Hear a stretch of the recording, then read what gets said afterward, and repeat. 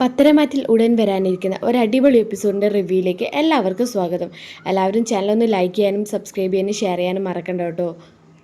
അങ്ങനെ നമ്മുടെ നന്ദുവിൻ്റെ കല്യാണ നിശ്ചയമൊക്കെ അതിഗംഭീരമായി തന്നെ നടക്കുന്നുണ്ട്. അനന്തപുരിയിലെ എല്ലാവരും പങ്കെടുക്കുന്നുമുണ്ട്. അങ്ങനെ വിവാഹ നിശ്ചയമൊക്കെ കഴിഞ്ഞെങ്കിലും നന്ദുവിന് വലിയ താല്പര്യമൊന്നുമില്ല, വലിയ സന്തോഷമൊന്നും മുഖത്തില്ല. അനിയോട് തന്നെയാണ് ഇപ്പോഴും നന്ദുവിനിഷ്ടം. അങ്ങനെ കാര്യങ്ങളൊക്കെ നന്നായി പോകുന്ന സമയത്ത് ജലജ പറയുന്നുണ്ട് അബിയോട്, ഈ കല്യാണം ഞാൻ നടത്തില്ല മോനെ. അവൾ അങ്ങനെ കോടീശ്വരനെ കല്യാണം കഴിച്ച് സുഖിക്കണ്ട. ഇത് ഞാൻ എങ്ങനെയെങ്കിലും മുടക്കും. വിവാഹ നിശ്ചയം മാത്രമല്ലേ കഴിഞ്ഞിട്ടുള്ളൂ, ഇനിയും സമയമുണ്ടല്ലോ മുന്നിൽ. അതെങ്ങനെയെങ്കിലും ജലജ മുടക്കിയിരിക്കും എന്ന് പറയാണ് അബിയോട്. ഈ സമയത്ത് അനാമിക എന്ത് ചെയ്യുന്നുണ്ട്, അനിയുടെ അടുത്തേക്ക് ചെന്ന് പറയുന്നുണ്ട്, അനി നീ എന്താ വിചാരിച്ച് ആ നന്ദുവിനെ കല്യാണം കഴിച്ച് സൂചിച്ച് ജീവിക്കാന്നോ? എന്നെ ഒഴിവാക്കിയിട്ട് ആ മോഹമൊക്കെ വെള്ളത്തിൽ വരച്ച വര പോലെയായില്ലേ. അവളെ വിവാഹ നിശ്ചയമൊക്കെ കഴിയുകയും ചെയ്തു. എനിക്ക് സമാധാനമായി. അപ്പോൾ അനി പറയുന്നുണ്ട്, നന്ദു വിവാഹം കഴിച്ചാലും ഇല്ലെങ്കിലും നിൻ്റെ കൂടെ ഞാൻ ജീവിക്കുന്ന പ്രശ്നവുമില്ല, അതെനിക്ക് താല്പര്യവുമില്ല. ഞാൻ പല പ്രാവശ്യമായി ഞാൻ നിന്നോട് പറയുന്നു ഡൈവോഴ്സിൻ്റെ കാര്യം. ആ ഡൈവോഴ്സ് പേപ്പറിൽ ഒപ്പിട്ടിട്ട് എന്നെ ഒന്ന് സ്വതന്ത്രനാക്കുക. നീ അങ്ങനെയൊന്നും ഞാൻ ഡൈവോഴ്സ് തരാൻ ഉദ്ദേശിക്കുന്നില്ല. എനിക്ക് കിട്ടേണ്ടതൊക്കെ കിട്ടിയിട്ടേ ഞാൻ ഈ അനന്തപുരി തറവാട് വിട്ട് പോവൂ. ഡേഡി, എനിക്കറിയാം നീ ഇവിടുത്തെ കോടികളെ സ്വത്ത് കണ്ടിട്ടാ ഇവിടെ നിൽക്കുന്നതെന്നുള്ള സത്യം. നീ എനിക്ക് ഡൈവോഴ്സ് തന്നില്ലെങ്കിൽ ഞാൻ ആത്മഹത്യ ചെയ്യും. നോക്കിക്കോ, നിന്റെ പേരെഴുതി ഞാൻ ആത്മഹത്യ ചെയ്യും. ഇത് കേട്ടപ്പോൾ അനാമികൊന്ന് പേടിക്കുന്നുണ്ട് കേട്ടോ. ഇവൻ ആത്മഹത്യ ചെയ്താൽ ഇവിടുന്ന് ഒരു തരി സ്വത്ത് പോലും എനിക്ക് കിട്ടാൻ പോകുന്നില്ല. അങ്ങനെ അനി പറയുന്നതൊക്കെ കേട്ട് പേടിച്ചുകൊണ്ട് അനാമിക എന്ത് ചെയ്യുന്നുണ്ട്, ഡിവോഴ്സ് പേപ്പറിലൊക്കെ ഒപ്പിട്ട് കൊടുക്കുന്നുണ്ട്. അപ്പോൾ എനിക്ക് സന്തോഷമാകുകയാണ് കേട്ടോ. അനാമികയിൽ നിന്ന് സ്വതന്ത്രനായതിൻ്റെ പേരിൽ അപ്പം തന്നെ നന്ദുവിനെ വിളിച്ച് പറയുന്നുണ്ട്, നന്ദു നിൻ്റെ വിവാഹമൊക്കെ നിശ്ചയിച്ച് വെച്ചിരിക്കുകയാണല്ലേ? അപ്പോൾ നന്ദു പറയുന്നുണ്ട്, അതേ ഇനി നീ എന്നെ വിളിക്കരുത്.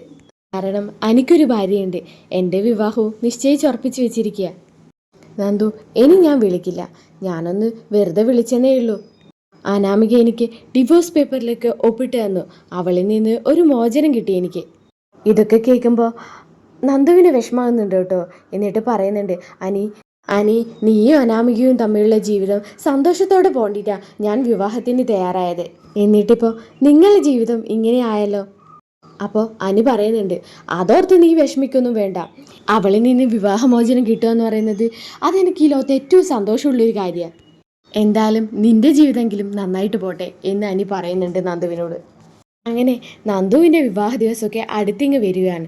എല്ലാവരും അതിൻ്റെ ഒരു സന്തോഷത്തിലാണ്. ഈ സമയത്ത് ജലജ എന്ത് ചെയ്യുന്നുണ്ട്, നന്ദുവിനെ വിവാഹം കഴിക്കാൻ പോകുന്ന പയ്യൻ്റെ അമ്മയെ വിളിക്കുന്നുണ്ട്. എന്നിട്ട് പറയുന്നുണ്ട്, എനിക്ക് നിങ്ങളെ ഒന്ന് നേരിട്ട് കാണണം.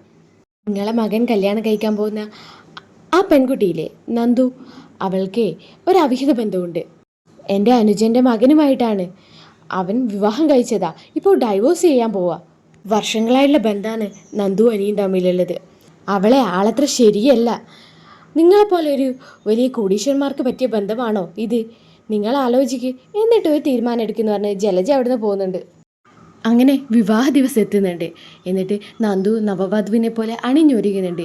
ഈ സമയത്താണ് പയ്യൻ്റെ വീട്ടുകാർ വിളിച്ച് പറയുന്നത്, ഞങ്ങൾക്ക് ഈ ബന്ധത്തിന് താല്പര്യമില്ലാന്ന്. ഇത് കേട്ട് കനകയും ഗോവിന്ദനും ഒക്കെ അങ്ങ് ഞെട്ടിപ്പോവുകയാണ്. ഈ വിവരം അറിഞ്ഞപ്പോൾ എല്ലാവരും പൊട്ടിക്കരയുന്നുണ്ട് കേട്ടോ. ഈ സമയത്ത് ആദർശ് പറയുന്നുണ്ട്, ഏതായാലും നന്ദു നീ വിഷമിക്കണ്ട. ഏതായാലും അനി ഡൈവോഴ്സ് ചെയ്യാൻ പോകുന്നല്ലേ, പിന്നെന്താ, അനി നന്ദുവിന് വിവാഹം കഴിക്കട്ടെ.